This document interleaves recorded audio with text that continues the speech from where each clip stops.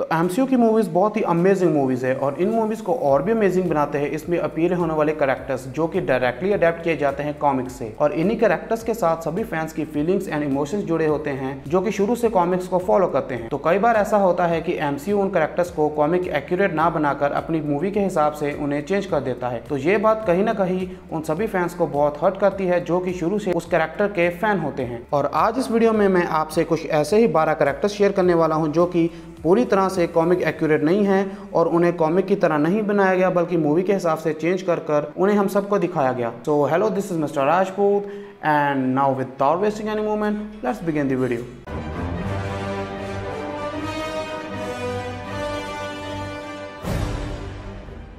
Asian one. तो 2016 में doctor strange किसको पसंद नहीं है। ये मूवी बहुत ही कमाल की थी, बहुत ही ज़्यादा ऑसम थी। और इस मूवी में डॉक्टर स्ट्रेंज का मेंटर था द एशियन वन, जो कि डॉक्टर स्ट्रेंज को हर तरह के मिस्टिकल आर्ट एंड मैजिक के बारे में सिखाती हैं और वो भी एक बहुत ही कमाल का करैक्टर है। लेकिन अगर कॉमिक बुक्स की बात करें तो कॉमिक बुक्स में एशियन वन एक वुमेन नहीं बल्कि एक मैन था, an old man. Comics book में एशियन वन एक ओल्ड मैन था जो कि बहुत टाइम से अर्थ को प्रोटेक्ट कर रहा था, पर एमसीयू ने तो एशियन वन का जेंडर ही चेंज कर डाला। जब डॉक्टर स्ट्रेंज के डायरेक्टर स्कॉट डायरेक्सन से इस बारे में पूछा गया तो उन्होंने कहा कि मैंने ऐसा बिल्कुल नहीं कहा था कि मैं पूरी तरह से कंप्लीट कॉमिक अडेप्शन करने वाला हूँ। तो बस फिर क्या था, जेंडर चेंज कर दिया एशियन वन का और उसे बना दिया एक वुमेन, घोस्ट। तो 2018 में movie the Antman and the Wasp का विलन द घोस्ट के साथ भी वही सिमिलर केस है जो कि एशियन वन के साथ है। जी हाँ, कॉमिक्स में घोस्ट भी एक मेल था, ना कि एक फीमेल। तो कॉमिक्स की बात करें तो कॉमिक्स वाला घोस्ट एक मेल सुपर विलन था और कॉमिक्स में घोस्ट एंटमैन का नहीं बल्कि टोनी स्टार्क यानी कि आयरन मैन का विलन था, जो कि बस अमीर लोगों और उनकी कंपनी से बहुत ज़्यादा नफरत करता था और हर कीमत पे वो उनके ओनर्स और उनकी कंपनीज को डिस्ट्रॉय करना चाहता था। और वो ऐसा किस लिए करता था मैं अलग से वीडियो बना के एक्सप्लेन कर दूंगा ओरिजिन ऑफ घोस्ट में। तो खैर बैक टू द पॉइंट। तो कॉमिक वाला घोस्ट हर अमीर आदमी को डिस्ट्रॉय करना चाहता था और यहाँ पर अमीर आदमियों की बात हो और टोनी स्टार्क का नाम आए ऐसा हो सकता है। तो बस इसी कारण घोस्ट टोनी स्टार्क का एक बहुत बड़ा विलन था कॉमिक्स में। बट एमसीयू ने तो घोस्ट का जेंडर एंड उसकी ओरिजिन दोनों ही कंप्लीटली चेंज कर डाली। मार्वल।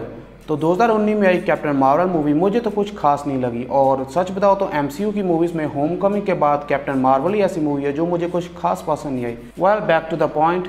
तो इस मूवी में अपीयर होने वाली थी मार्वल जो कि सुपर पावरफुल बीइंग है, वो भी एमसीयू की जेंडर चेंजिंग बीम की शिकार है। जी हाँ, सही कहा, कॉमिक बुक्स में मार्वल भी एक मेल था ना कि फीमेल। देखो यार, मैं यहाँ ये नहीं कह रहा कि वुमेन सुपर हीरोज़ बनना डिज़र्व नहीं करती, लेकिन हम यहाँ पर बात कर रहे हैं कॉमिक एक्यूरेसी की और उस कैरेक्टर्स के साथ जुड़ी सभी फैंस की फीलिंग्स की। तो कॉमिक्स वाला मार्वल बहुत ही ज़्यादा पावरफुल था जो कि गैलेक्टिक लेवल तक फाइट्स कर उन्हें जीत चुका था और कॉमिक्स में कैप्टन मार्वल की ही पावर्स आगे जाकर मिलती हैं कैप्टन मार्वल को। तो जहाँ पर कॉमिक्स वाले मार्वल की बात करें जो कि बहुत ज़्यादा स्ट्रॉन्ग था और वही दूसरी तरह एमसीयू वाली मार्वल की बात करें तो वो एक बूढ़ी सी ओल्ड लाचार वुमेन थी जो कि बस एक प्लेन क्रैश में ही टपक जाती है। तो हम कैसे भला कॉमिक वाले सुपर पावरफुल मार्वल को कंपेयर करें इस weak old lady women Marvel के साथ जो कि एमसीयू की है। Red Wing. तो कैप्टन अमेरिका सिविल वॉर में अपीयर होने वाले फैल्कन के रेड विंग को तो आप जानते होंगे जो कि बहुत ही ज़्यादा कूल था। बट अगर कॉमिक्स की बात करें तो कॉमिक्स का रेड विंग एक टीन का डब्बा नहीं बल्कि एक असली लिविंग बर्ड थी। जी हाँ, एक असली लिविंग बर्ड जो कि हमेशा फैल्कन के साथ रहती थी। और कॉमिक बुक्स की बात करें तो कॉमिक बुक्स में फैल्कन के पास एक सुपर पावर थी कि वो टेलीपैथिकली बर्ड्स के साथ कम्युनिकेट कर सकता है और यही पावर का यूज़ कर फैल्कन टेलीपैथिकली कम्युनिकेट करता था रेड विंग के साथ during every battle. But MCU का रेड विंग बस एक ड्रोन था और मार्वल ने शायद ऐसा इसलिए किया क्योंकि वो रेड विंग को मॉडल दिखाना चाहता था बिल्कुल फैल्कन की तरह। ड्रैक्स। तो ड्रैक्स एक सबसे बड़ा एग्जांपल है कि कैसे एमसीयू पैसे बचाने के लिए कैरेक्टर्स को चेंज करता है और अपनी ऑडियंस को मैनिपुलेट करता है। एमसीयू का ड्रैक्स बस एक नॉर्मल साइज ह्यूमन है जो कि काफ़ी ज़्यादा डम एंड वीक है। लेकिन अगर वही बात करें कॉमिक बुक के ड्रैक्स की तो कॉमिक बुक का ड्रैक्स साइज में हल्क एंड थैनोस जितना ही बड़ा होता है और हल्क एंड थैनोस जितना ही स्ट्रॉन्ग। वेल, ड्रैक्स की फर्स्ट इशू में ड्रैक्स का कलर भी ग्रीन था और उसके पास उड़ने की पावर्स भी थी। लेकिन बाद में मॉडल कॉमिक्स में आने के बाद मार्वल ने ड्रैक्स को चेंज कर वैसा बना दिया जैसा हमें ड्रैक्स आज दिखता है। लेकिन चेंज करने के बावजूद भी मार्वल ने ड्रैक्स की स्ट्रेंथ और उसके साइज़ के साथ छेड़खानी नहीं की थी मॉडल कॉमिक्स में। लेकिन वही एमसीयू की बात करें तो एमसीयू का ड्रैक्स एक ह्यूमन साइज नॉर्मल सा वीक सा ड्रैक्स था। जाहिर सी बात है कि अगर एमसीयू ड्रैक्स को कॉमिक की तरह दिखाना चाहता तो उसे ड्रैक्स को पूरी फिल्म में सीजीआई के साथ बनाना पड़ता, जो कि बहुत ही ज़्यादा एक्सपेंसिव होता।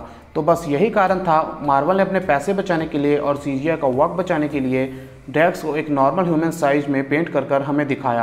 आप खुद सोच के देखो, पूरी की पूरी फिल्म में तो हल्क भी हल्क नहीं रहता, ब्रूस बैनर बन जाता है, तो पूरी फिल्म में ड्रैक्स सीजीआई ड्रैक्स कैसे रहता। पर कॉमिक्स वाला ड्रैक्स बहुत ही ज़्यादा पावरफुल था और वो स्पेशली बनाया ही इसलिए गया था कि वो थैनोस को मार सके, और एक इशू में ड्रैक्स थैनोस को मार भी देता है। अम्बाकू, ब्लैक पैंथर में अपीयर होने वाला अम्बाकू मार्वल की पैसे बचाने वाले निंजा तकनीक का ही शिकार है। तो कॉमिक्स की बात करें तो कॉमिक्स में अम्बाकू एक एप साइज जितना बड़ा ह्यूमन होता है, जो कि हर वक्त एक वाइट एप की कॉस्ट्यूम पहने रखता है, और वो साइज में बहुत ही बड़ा होने के साथ साथ बहुत ही ज़्यादा पावरफुल भी होता है। लेकिन वही दूसरी तरफ बात करें एमसीयू के अम्बाकू की, तो वो बस एक नॉर्मल ह्यूमन ही है जिसके पास बस थोड़ी बहुत स्ट्रेंथ होगी।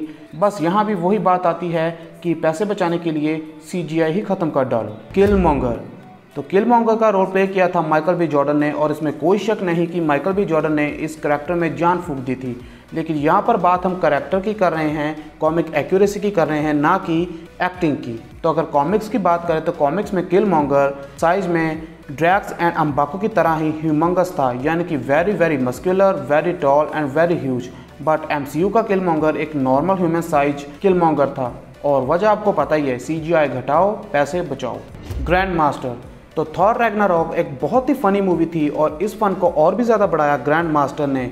लेकिन अगर कॉमिक बुक के ग्रैंड मास्टर की बात करें तो एमसीयू के grand master and comic book के ग्रैंड मास्टर में ज़मीन आसमान का फ़र्क है। तो कॉमिक बुक का ग्रैंड मास्टर एक एलियन की तरह अपीयर होने वाला बीइंग था, जिसकी की पूरी स्किन ब्लू कलर की थी, और इसके साथ उसके white hair along with white beard थी। और कॉमिक बुक का ग्रैंड मास्टर हाइट में अब नॉर्मली बहुत ही ज़्यादा टॉल था, और उसके पास साइज एंड एनर्जी को कंट्रोल करने की पावर और इसी के साथ साथ मैटर मैनिपुलेशन की पावर्स भी थी। बट वही एमसीयू के ग्रैंड मास्टर की बात करें तो वो पूरी तरह से एक ह्यूमन की तरह अपीयर होता है, और उसके पास कोई भी सुपर पावर्स नहीं है, और सुपर पावर्स के नाम पे ग्रैंड मास्टर को बस ये बम्बू पकड़ा दिया गया था। एल्ड्रिच किलियन, तो आयरन मैन 3 में अपीयर होने वाला super villain Aldrich Killian MCU में अपने कुछ खास छाप तो नहीं छोड़ पाया, लेकिन ये भी कॉमिक एक्यूरेट नहीं है।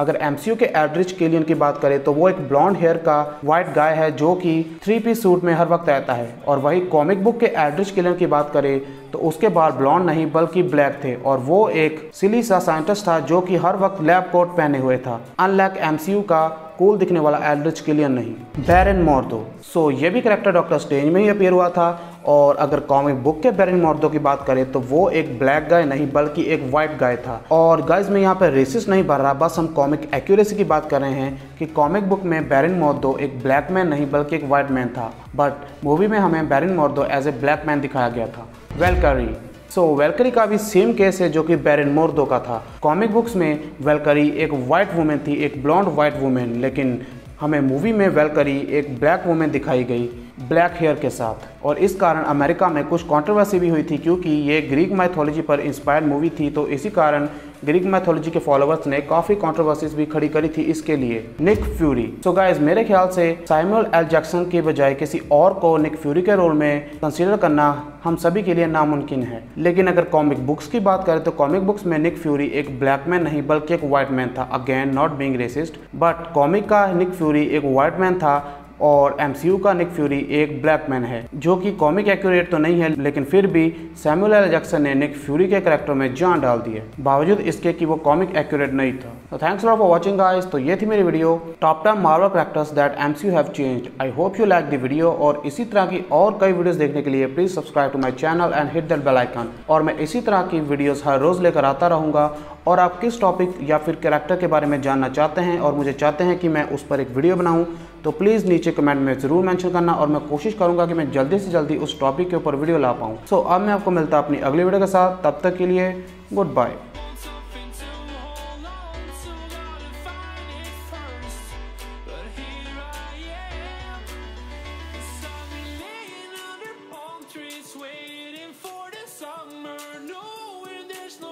To go, 'cause I